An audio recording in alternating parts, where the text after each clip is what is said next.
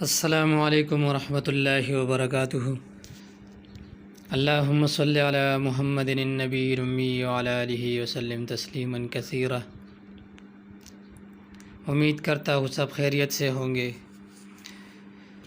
جن بہن بھائیوں کے چہرے پر دانے، دبے، داغ وغیرہ بہت زیادہ ہو اور وہ اس سے پریشان ہو، یا جن کے اسکن کا مسئلہ ہو، مثلا جسم پر دانے، پھوڑے یا خارش ہو اور وہ اس سے پریشان ہو، تو اس کے لیے حدیث پاک میں اللہ کے نبی صلی اللہ علیہ وسلم نے ایک دعا بیان فرمائی ہے۔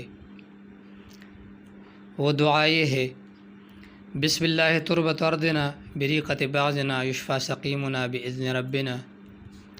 بسم اللہ تربت ارضنا بریقۃ بعضنا یشفی سقیمنا باذن ربنا۔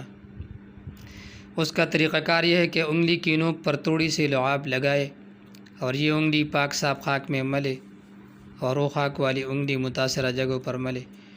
انشاءاللہ العزیز اس کی برکت سے دانے، خارش یا پھوڑے ختم ہو جائیں گے۔